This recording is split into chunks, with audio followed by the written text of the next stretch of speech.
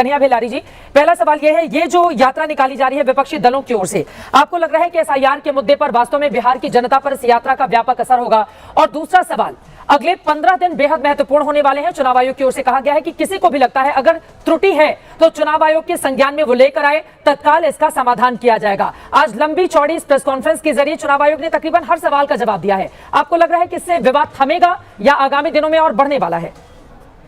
नहीं, पहले सवाल का जवाब तो यह है कि जो आप बता रही हैं आज वोटर अधिकार यात्रा जो है राहुल गांधी की, तो वो तो काफी सक्सेस रहा, वो सफल रहा, बहुत लोग आए थे। क्योंकि मेरा भी घर वही है, सासाराम, रोहतास जिला में, मैं सासाराम का ही मूल निवासी हूँ, टाइम्स ऑफ इंडिया में मैं काम किया जी। तो काफी रहा, और लोगों के बीच में देखिए अभी भी एक भ्रम की स्थिति है।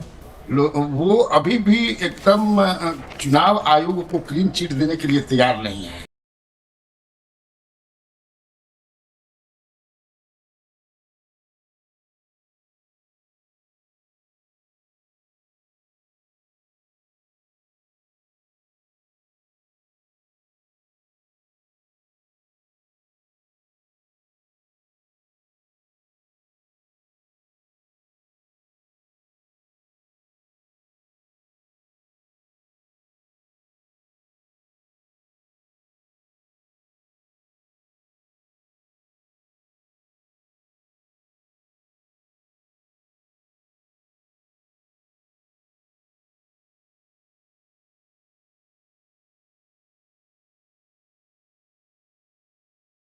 वो अभी भी एकदम चुनाव आयोग को क्लीन चिट देने के लिए तैयार नहीं है।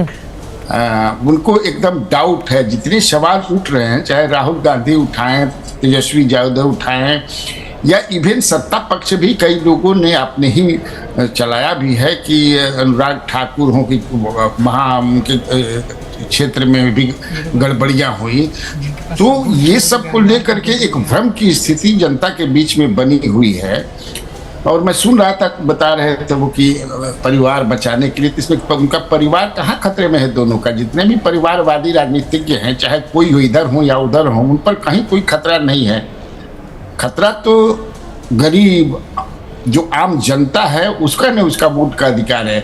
और मैं सुन रहा था, पूरा कंप्लीट सुना, 2-2.5 घंटे तक ये चुनाव आयोग का जो हो रहा था, लेकिन सेटिस्फैक्ट्री बहुत सवालों का जवाब नहीं दे सके। जैसे उन्होंने बताया, ये नहीं बता पाए कि आखिर ये तो कह रहे थे कि हम आधार को मानेंगे नहीं, तो मानना पड़ा।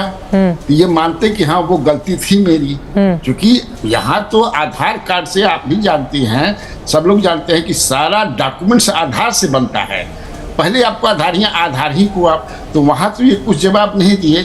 इसके अलावे बहुत सा सवाल हुआ जिसका जवाब नहीं दे पाए। तो मुझे लगता है कि यहाँ भी चुनाव आयोग पर और सवाल उठेंगे। ठीक है, प्रियंका भारती जी, प्रवक्ता आरजेडी की, जुड़ चुकी हैं, उनके पास में जाऊं जल्दी से। डॉक्टर मोहम्मद अमीन जी, आप पूर्व निदेशक है चुनाव आयोग के, उन्होंने तो चुनाव आयोग को कटघरे में खड़ा कर दिया। कितनी लंबी चौड़ी प्रेस कॉन्फ्रेंस की, लेकिन सेटिस्फाई नहीं कर पाई वो।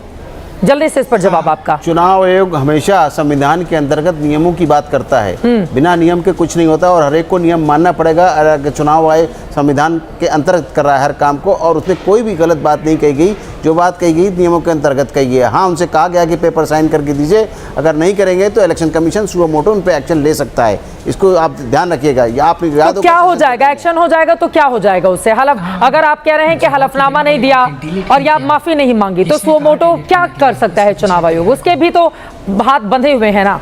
क्या क्या किया जा सकता है, बताइए आप। नहीं, वो तो ये तो चुनाव आयोग तय करेगा, कमीशन तय करेगा कि मुझे क्या उसमें दंड देना है या क्या नहीं देना है।